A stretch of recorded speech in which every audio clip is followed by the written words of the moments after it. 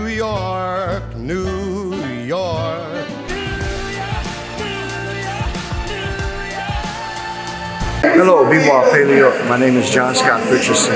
We're doing a program today here at historic Richmond town, and we're covering American Indian Heritage Month or Native American Heritage Month to share with the people a little bit of history and knowledge and understanding of our indigenous people here in the Americas, up here in North America precisely.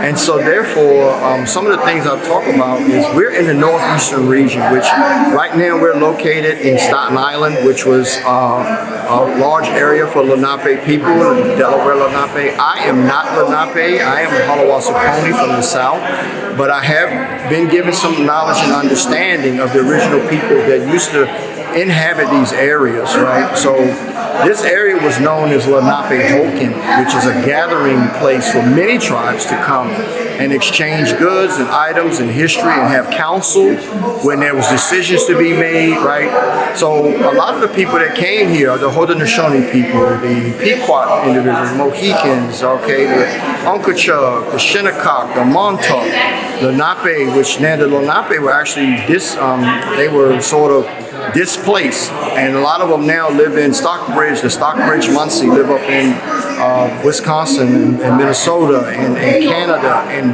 the Delaware, which are in Oklahoma. The Lenape specifically do not have a reservation or a reserve here in the state of New York, and it's very unfortunate, but I know that they are trying to reclaim a lot of these areas and have a presence here that will represent that former presence that they used to have. Good morning, everyone. Good morning. Oh, wow, that's fantastic. I'm glad to see you all here. My name is John Scott Richardson, and I bring you greetings in Tudo-Saponi language, Biwa Paleo, which means good morning. Thank you for coming. I'm an enrolled member of the Halawasaponi tribe in eastern North Carolina. I also have Tuscarora lineage in upstate New York, as well as North Carolina, the Tuscarora tribe here as well. I've been in New York for about 8 years, so bear with my southern accent if you don't quite understand what I'm saying. But it's really good to see you all come out. This is really like, I want to say, just grab a seat, and if you need more chairs, we got some chairs right up there in the back. You can grab it and position somewhere. Thank you, Kathleen, for helping us. This is like sort of the first full event that we've been working with Historic Richmond Town to bring a little bit of what we consider like a land acknowledgement, reclaiming of space, indigenizing some spaces throughout New York and the eastern area. There's a big movement about that, and I've been working with Luke and Historic Richmond Town on educational programming, and we felt like this would be a good opportunity to engage with you guys and really bring the first of a cultural outreach where we educate, right? This is not a powwow. This is more an educational exhibition where you get to engage with us, learn a little bit about us, so we may not seem as strange to you because the history books are not going to talk about us in contemporary society, right? But this is how we live today, and this is how we walk in both roads. And so I wanted to share that with you while my dancers are back there getting ready. We're going to bring them out here shortly. But again, this is American Indian Heritage Month, and it's not so much, it's not really, that is, how do I say it? It's not as much weight on it for us because we celebrate ourselves all year long, right? We are who we are every day when we wake up and we walk these ways. But on top of that, the larger world recognizes this month. It was established by George W. Bush in 1990 as a federal holiday, or federal recognition month, I'm sorry. And the actual day is November 26th here in the United States. It's a different day in Canada. I believe it's actually in the spring, but here it is that one day and this whole month. And so I've been doing programs throughout schools. Miss Claudia back there, my auntie, and my brother Patrick. We've been pretty much in schools every day just about for the last couple of weeks. And it is still sort of alarming sometimes to see our culture is still sort of talked about us in the past, right? We don't talk about the things we're doing now and how we're living now, right? So how many of you all know out there that we have the first Native American female that's on the moon? Nobody, a few people. That's good. Yeah, Miss Mann is her name, right? And she's the first Native American female from a tribe in California that's on the moon, right? It didn't happen 50, 100 years ago. Today, it's happening now. So that's why I'm here today, to let you know that we're still here. And we're glad to be here, right? Share Turtle Island with everybody because it's a beautiful place and everybody can have space here and enjoy a relationship with each other. We also have the furs, and Luke would like this. And if you see Luke, if you don't know Luke, he's the gentleman in the back that's helping get everything together. You'll see him become a great friend of mine. That is Mr. Sams III, Chuck. He's been appointed to be the director over all the parks in the United States. And he is an American Indian gentleman from out west, and he's been involved with parks and restoration and conservation efforts all his life because he was brought up that way, right? So these are some people now that are making, of course we know Secretary Deb Howlett, that is the first Native American appointed by the President to the Secretary position in the United States, right? We also have Ms. Frijo, who is the laureate poet for the United States, right? And these are people living today, making contributions today. And so we want to bring this program with you and show a little bit of our culture. We are so diverse. We just don't only dance and sing and do craft work, but we are educators, we are lawyers, we're representatives, we're business owners, right? And we're teachers. And we may have people living right next door to you that you've never seen before and didn't know that they were from a tribe, right? Because we sometimes, depending on where we are, we may just blend into what we're doing because we may not feel recognized or accepted, right? So I'm gonna get ready to, I think some of my dancers are doing last minute checks. And I'm gonna give them a couple more minutes to prepare. So feel free to ask questions throughout the day. This is the first dance presentation that we're gonna do. It's about 40 minutes, right? And we're gonna get some of you guys up and involved. So don't think you're gonna just sit there on the other side of the glass at a zoo. We're gonna have you come in and be here with us, right? Which is important because we love to share. It's never been an issue of us sharing, right? Probably got us in trouble sharing too much in some cases, but we love to share, right? And so we love to see people laugh and engage because for us, it's about humanity, right? It's about being a human being, and we all are connected because we all have this. If you place your hand right over your heart, what do we all have together? Everybody in this room. A heart. We all have a heart, right? And we let certain things like height and looks and money and economics and all that make people think that they're different, but we're not different, right? We all come here to Mother Earth the same way. We're going to leave the same way, and we all carry this together, right? And it's about time that we start embracing one another and walking that way every day. My brother here in the middle, my uncle, David Martin. 5 minutes, okay. Here's Tahanish coming. He and I, along with Lou and Ian, we work very hard to actually to build a village out there, an early living structure. And part of that, David will explain, is that we wanted to show that there was a time when there was a relationship where the colonial settlements lived in sort of a conjunction where tribal people would live.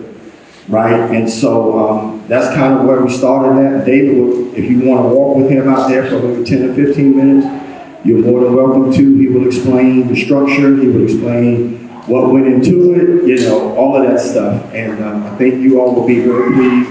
And then spend some time with the vendors, right? All of these vendors that are here are indigenous vendors, right? They're not selling anything from Korea or China. These products are handmade or relatives throughout the country that they have in their home, like Mr. Yazi downstairs. He brings stuff from the Navajo Nation. There's Tecumseh who brings wampum. And ask them Ask them about what they're doing, because they're teaching, like Wampum, the Tecumseh can show you how he's taking the callus off of those wampum, those quahog shells, and bringing out that pretty white shell underneath and making jewelry from them, right? So don't, feel free to ask them questions. They're willing to engage and share with you guys. So, without further ado, I think that's all of my opening remarks. It was a calling song to bring our dancers into the arena and to get people prepared. So I'm just going to start singing and they're going to be coming on out here now. Going away, away, away, away, going away, hey, away, away.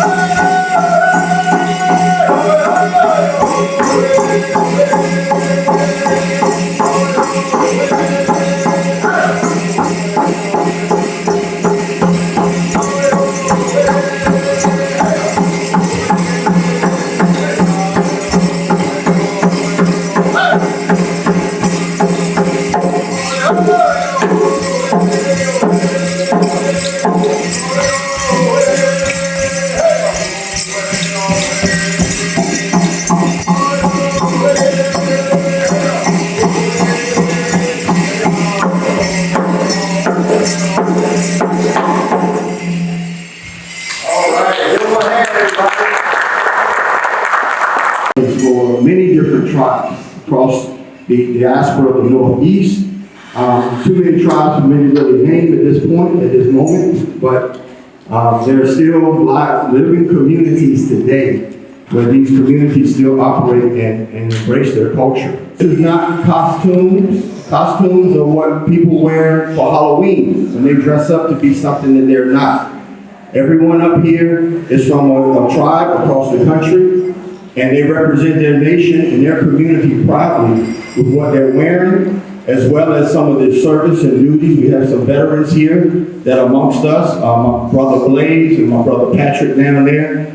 They serve protecting this country. And so they wear their items with pride. And a lot of these items have things that are representative of their family and their lineage and have been gifted to them, right? So these are things you just can't pick up at a Walmart somewhere, even though some of the duct tape on there you might find.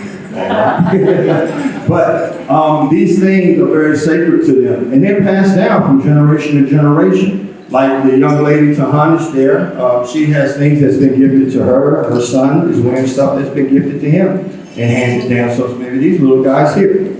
All right, so that's some things I want you to keep in mind. And so right now, I just want to start maybe highlighting some of our individual dancers. Josh is Halawasaponi and Blaze Kiowa, right, Blaze? Mohawk. And okay, I'm learning everybody.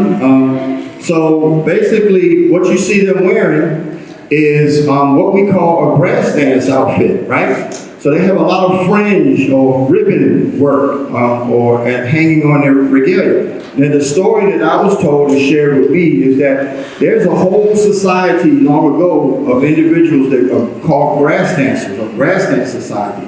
And they had a role, again, everybody in the tribal community had a role. And the grass dancers, their role was to go out and prepare the campment or the place out in the plains where the camp would set up.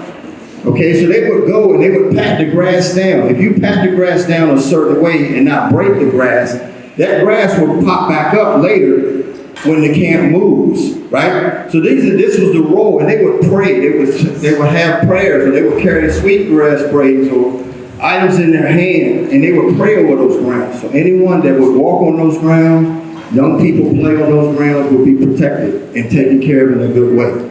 Right? So this was the role of grass dancers, and their movement is a very nice and graceful, a very angelic, athletic movements that they make, very balanced all the time, right?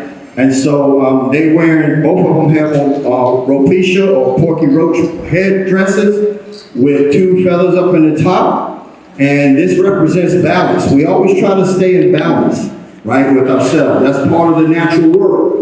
The natural world tries to stay in balance. Sometimes things get a little crazy over here, and some things get crazy over here. It all comes back to the balance, right? And we all are striving for that every day as human beings. So I'm going to let my two grass dancers do a small song demonstrate.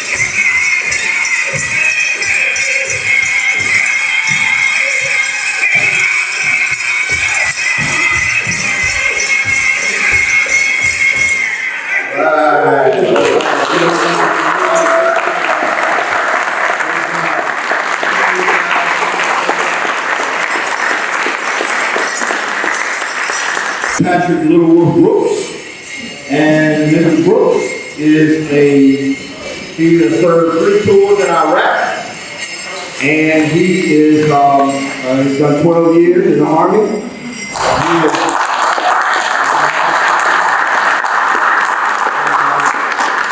If we look at Patrick's regalia, he's got a little buddy down. There's a little chicken dancer here, grass chicken dancer. Patrick is also a grass dancer at heart. But so we bring our warriors out because, again, the men's tradition is one of the oldest dances that we've had going back into millennia, right? The warriors would go out and they would protect the people, or they would fight for the people, or they would go out for the hunt to bring things back for the survival of the village, right? And a lot of times when they come back, they would pantomime the things that they experienced while they were out there.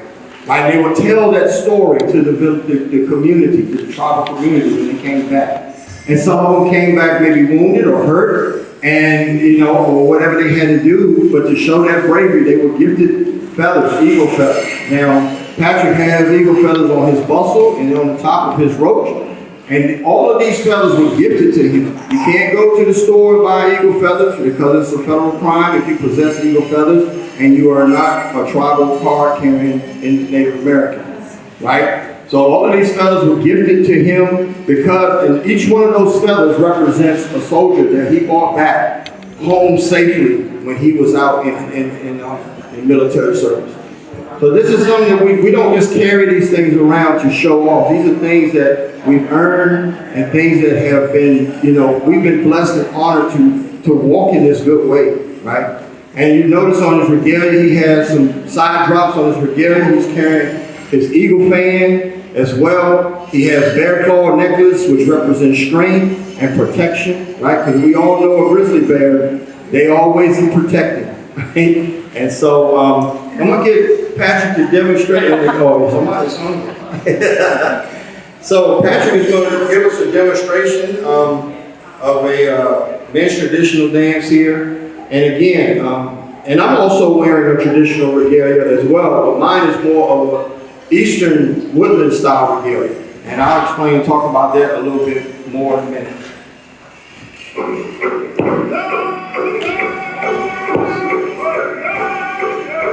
I don't think Patrick likes this song. We're gonna go with this one.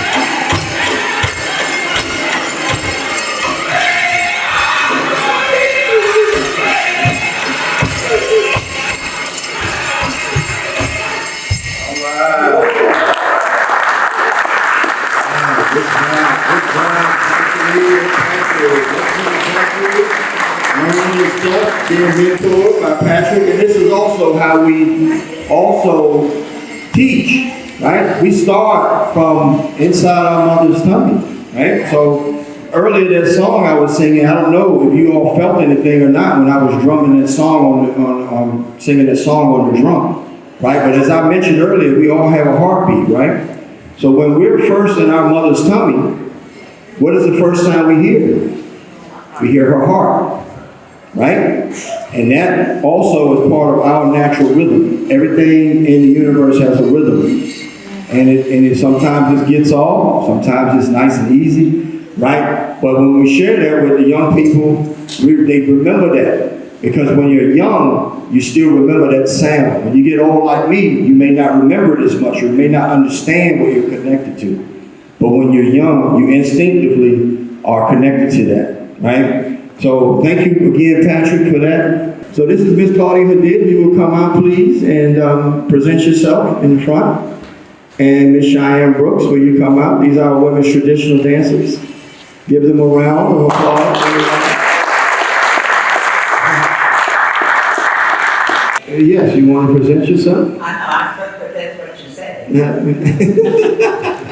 She's going to give me a hard time, y'all. Just let you know, she keeps us in check. So if you notice how they're dressed, right? They're dressed in a cloth style. There are several different styles of women's traditional dress, but they are representing. Miss Claudia here is Mi'kmaq or Micmac from up above Maine, in the area of Maine and Canada, right? And this is the ribbon work and scroll work and bead work is all representative of her tribal community, right? And she's carrying, you have a hawk fan or eagle? She has her eagle fan. And in the center of that, you will see that traditional beadwork. If you remember the old pin cushions long ago that your grandmother might have had, or old purses that had been beaded by traditional Native community, this is some of that beadwork that she's done right there. And then if you look at Cheyenne there, I think she has a macaw fan, right?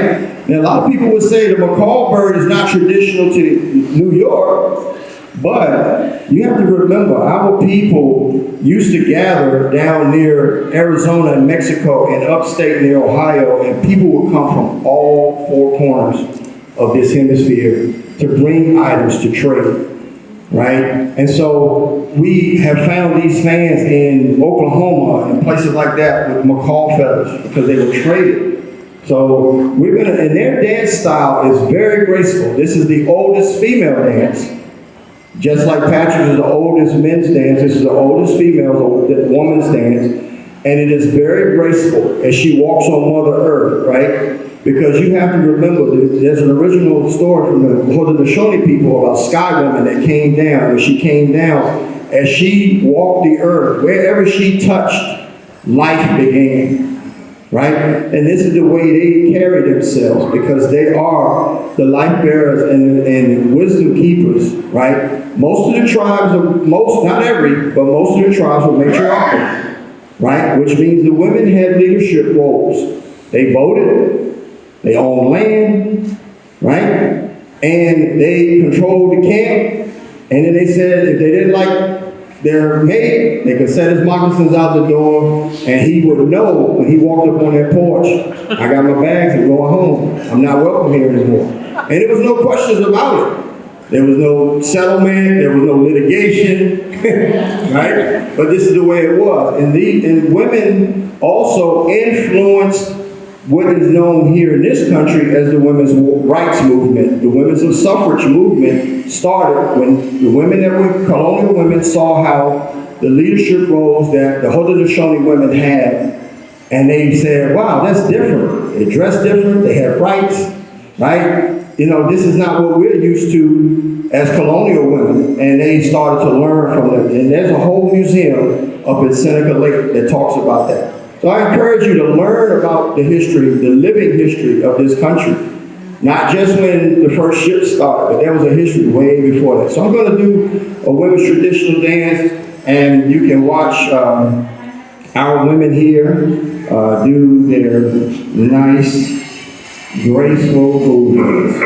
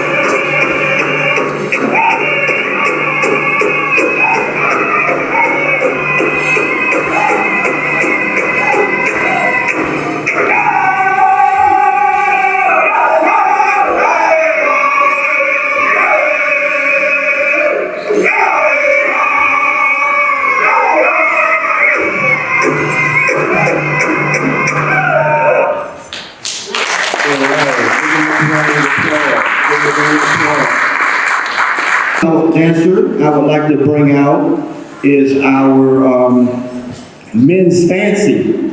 If I can bring out our men's fancy dancers, so that would be Cody and Zachary.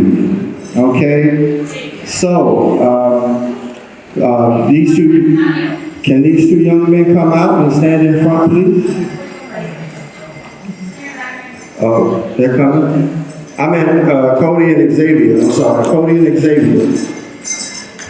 I'm sorry.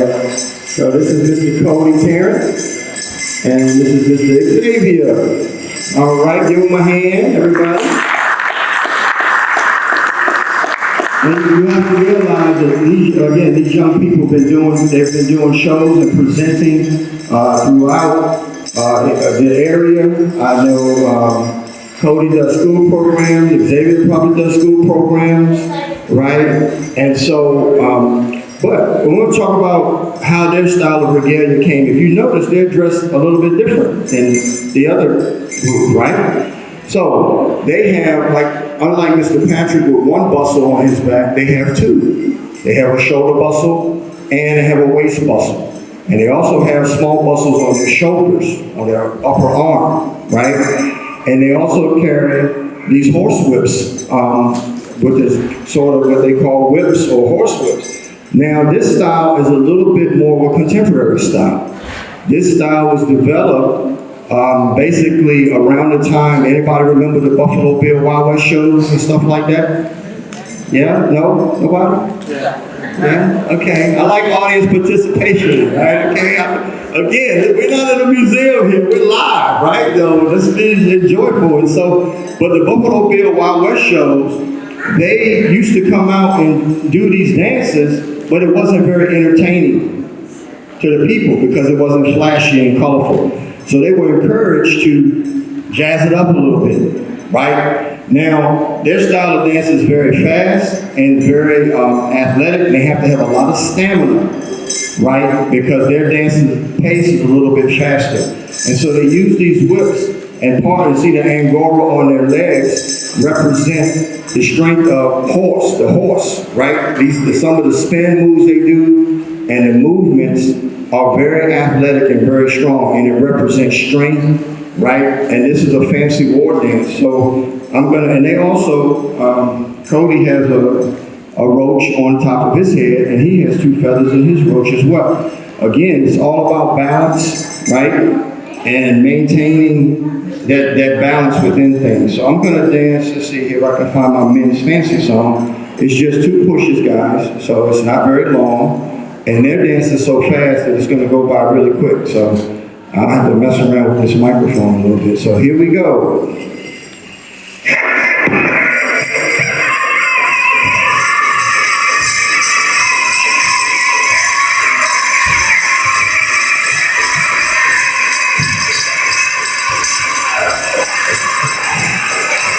And they love it when they hear you guys clap and sing along. Clap and sing along. They love it. They give it a go.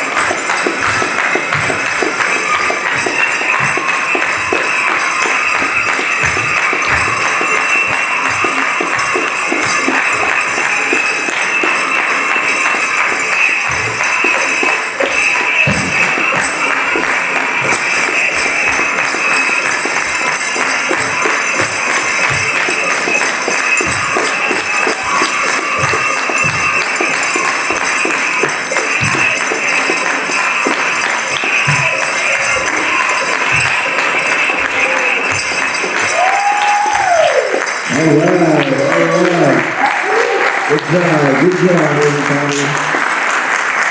Dancer. We have two of them, okay? And this is Tahanish Tarrant and her daughter, and it's a little ironic that their son is also a men's fancy dancer, so we have a little family of fancy dancers. Now, if you notice, their regalia is completely different. It's even more different than the other ladies that were out here, the women's traditional dancers, right? Now, the special thing about theirs, they have fringe, and they have a shawl draped over their shoulder. They can show you how beautiful their shawl is, right? And they have an eagle plume in the top of their head, which is very special. It's been gifted to them, right? Now, they also do certain steps, and they also, generally when you see them step in one direction, they're going to do what? Step in the opposite direction, because it's about what? Balance, right? That's very key. So they might step one way 4 times and then step another way 4 times. Or they may spin in one direction and then turn around and spin in the other direction. It's again about balance. And this is how they're taught to dance these ways. Now, this style of dance is also a very contemporary style of dance. It emerged because a lot of times the women were actually putting on men's fancy regalia and dancing men's fancy. And in contest songs, they were winning the contest, and the men weren't very happy about that. And they said, well, go create your own. And so they did. And notice they don't have any muscles on their shoulders. They use their shawl to take up space and furl and spin and move, right? And the story of this is generally also called the butterfly dance. And what that means is that there was a story about a young lady who was a little embarrassed, and she was growing up. She didn't quite know how her place would be in the world, and she almost didn't feel like going on. Well, she went inside herself and went into a cocoon, and when she emerged as a butterfly. And so this story is about the butterfly, and you will see them, a lot of their twirls and movement actually mimic that butterfly, right? It's can you imagine this room full of about 30 of these women dancing with their shawls wide open and spinning? It will be a beautiful sight, right? You remember that movie Avatar, right? When they were walking through the jungle and those little things jumped up and with all the pretty lights on it and they started flying through the jungle? This is to me, if I was standing up above this scene 15 and 20, that's what they would remind me of. So here is Tahanish and her daughter Zuki. Both of them are champion dancers. Actually, Tahanish and her family are actually from Shinnecock, which is there up on the island in East Hampton. Southampton, Long Island, and they're Shinnecock enrolled, and they also are going to have some beading stuff to demonstrate as well later today. So I'm going to play this little song and see if we can get them worn out like we did the guys. How about that? Thank you, Judy. Thank you.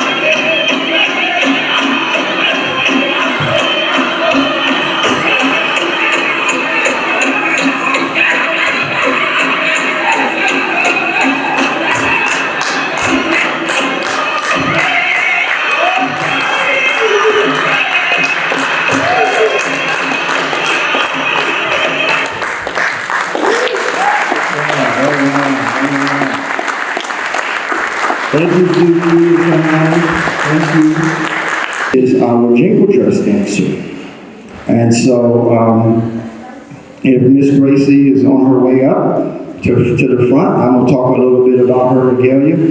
Now, the jingle dress also has this, it's contemporary, but it has a way to give her a hand, Miss Gracie. Yeah. And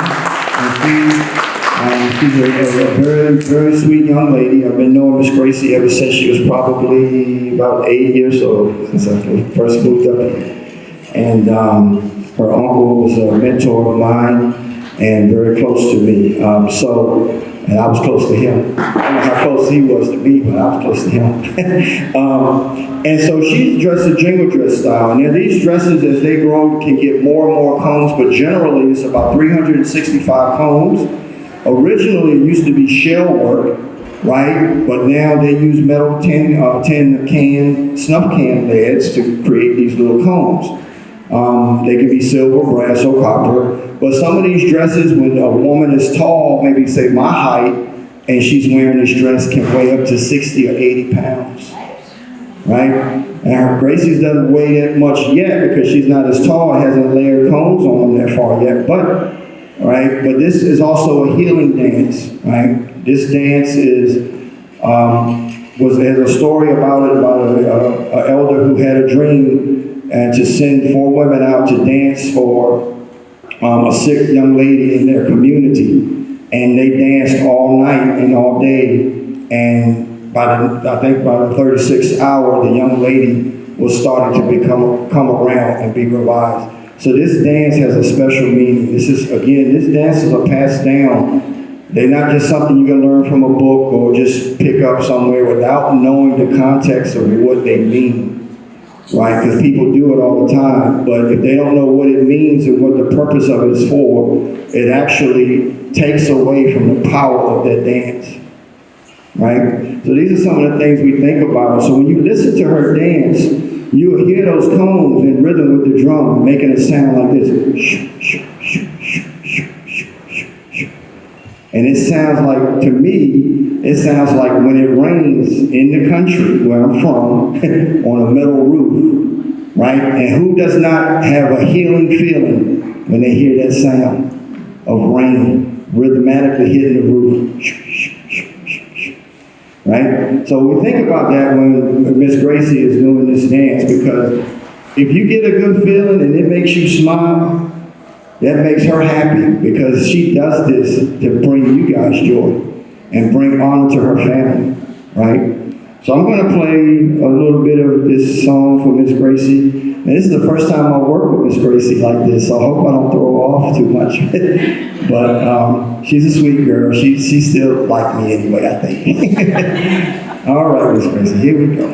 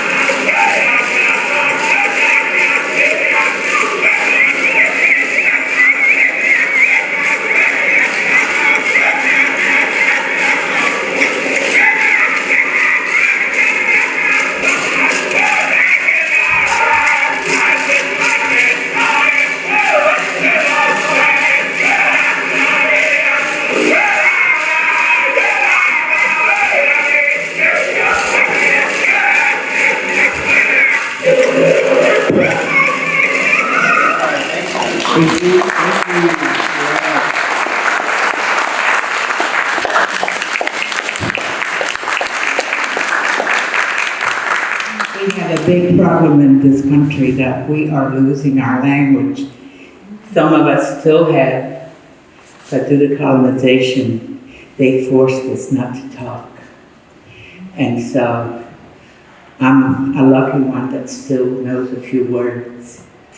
And I'm going to say, Upchalazi, Medan Giskuk, Nina Deluisinin, Mikjik Bibukus, Englesiao Deluisinin, Claudia Haddad. I said, welcome. I said, how are you all today? My name, my indigenous name is Mikjik Bibukus, and my English name is Claudia Haddad. I'm going to do you a song that was sung many years ago when we used to have gatherings. In the Prince Edward's Island, there was an island that we used to all get together, and there were once a year gathering. And let's say a powwow, but it wasn't. It was more like the tribe would get together and trade, marry, have relationships, build relationships. And in the old days, there used to be a scout on top of the mountain that used to watch the canoes come in. And so he goes this way.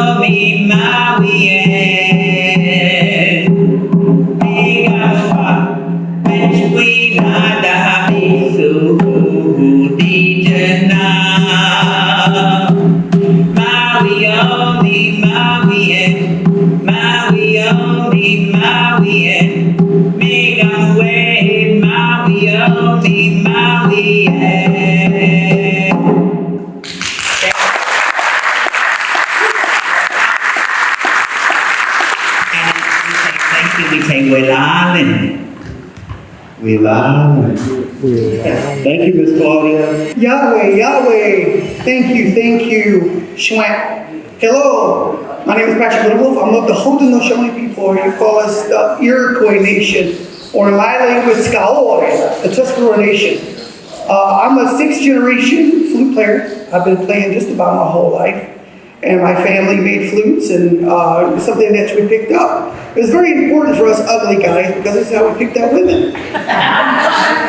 See, when I was growing up, traditionally, you couldn't just walk up to women and get their numbers because you had to go through aunties, sisters, grandmas. So I come from a matrilineal tribe, so there was a way about going about things, but there was always a loophole. You know, us men, we find a loophole. So what I have with me is a love flute. So I wanted to play a love song, my wife, and how I got her. I always tell this story because my wife was way out of my league. Way out of my league. She was gorgeous, she was beautiful, she was talented, educated, and I was just this podunk country boy from North Carolina that had a big heart, and she seen something in me. But I had to give her attention. I didn't have the money, didn't have the looks or the height. When you jump out of airplanes as long as I did, you kind of shrink a little bit when you hit the ground. So you didn't have the height, so I had to do something else. So I wrote her a song. I wrote her a love song. So I'm going to play two songs for you. I'm going to play a traditional love song, a song I wrote for her that made her notice me. I don't know if it's in fact I made her laugh or the song made her smile. So I hope you enjoy the song. So the first song, I'm not going to have any background music. It's just going to be me playing traditionally. So I hope you enjoy.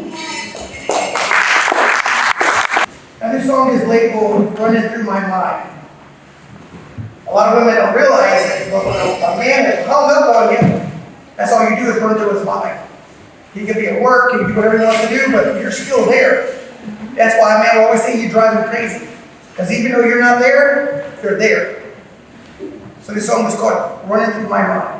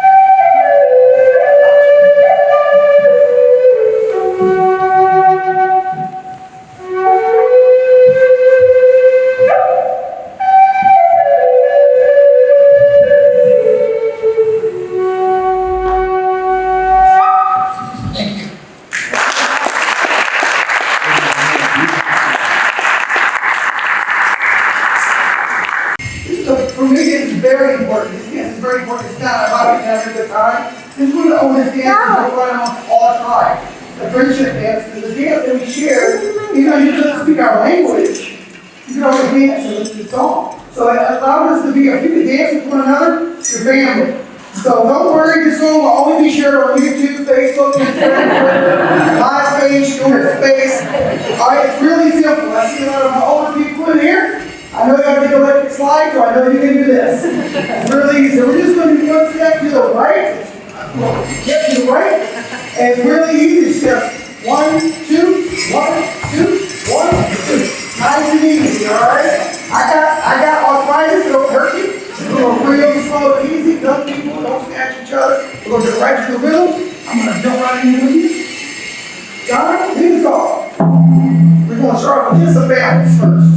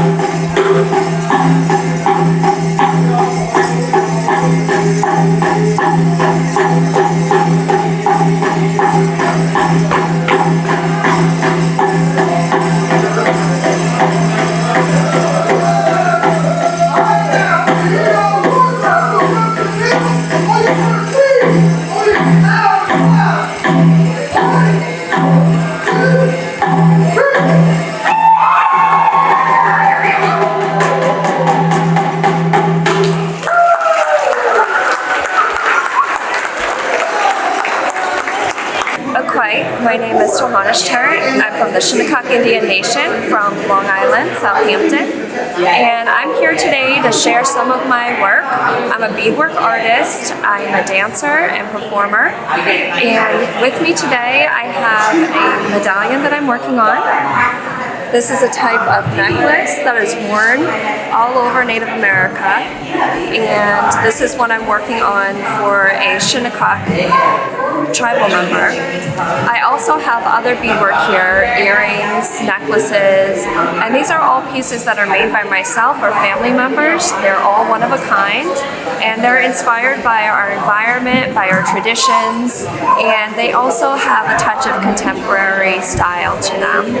If you'd like to see more of my work, you can find it on thunderbirddesigns.com or follow me on Instagram at thunderbirddesigns. Thank you. Hi everyone, my name is Rudy Lazaro, and I'm originally from Bolivia. I'm Quechua, I'm a Quechua artist. My mom is from Huanuni, Oruro, and my dad is from Potosi, a village called Yura. And that's where my roots are. That's what I usually go and practice and visit my family. I started making jewelry when I was 12 years old. I got really a goal, and I haven't stopped since then. So throughout the years, I became a silversmith, a goldsmith, a designer.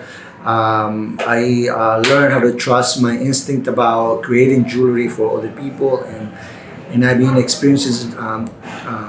I've been sharing and walking on this path with a lot of Native people here up in the North America, and so we share a lot of things in common. And in that note, I create a lot of the my jewelry based on their protection animals or the idea or philosophy of their way of life. So follow me on Instagram. It's a Rudy Lazaro with double Z design. RUDYLAZZARO designs, and ask me for anything that you want. If you see something there, you can purchase it, or you can just keep following our Instagram and see where we're gonna be next. We do a lot of powwows on the East Coast. So I love you. I have a wife and 2 kids, Sarah, Gabito, and Waida. I love them very much, and thank you. My name is Patricia Tarrant. I'm the Deputy Director at the American Community House. We're the oldest and largest nonprofit Native American organization in New York City, and we provide services for Native Americans. We have different culture workshops, and we do have different events. Our Instagram is at AICHNYC, and we have a Facebook page called American Indian Community House. Yeah, I'm from a tribe in North Carolina, the 3rd largest tribe in North Carolina. And we have migratory stories coming down from the Great Ohio Valley region, which would be over there by Allegheny and Lake Seneca or Seneca Falls, and coming to lower Virginia and then northern North Carolina. And so we exchange things with these people all over the place, like different songs, like the stomp dance and the alligator dance and the mosquito dance and longhouse ceremonies, and all of these things were shared at some point, maybe been specific to one region for a while, but also shared with people that came in good spirits. And so that's some of the things that we're trying to share today, and understand that history did not just start in 1492. The destruction started in 1492. History goes way back before that in these areas when there were no borders. People traveled back and forth freely, right? But it was always about respect. So if you went into someone's homeland or territory, you showed them respect, right? For coming there, you offered them a gift, or you offered them some service for you being there. It wasn't about my privilege to go there or my privilege to seek out. And if it did happen, then that's when wars and disagreements were started. And our women were the first ones to sit down and try to negotiate these differences, right? And work out a solution, right? So these are some things that we want to try to share today. And remember, America is only like 200 and some years old itself. America is still considered a baby, right? And so it's a lot to be learned. And American Indians were the first conservationists. They know how to recycle. They know know how to work with the land and listen to the land to plant. Our waters are being damaged, our trees are being torn down, and fires are raping and killing our earth. And I mean, these things are important to remember how to take care. We are caretakers. We're not here to dominate.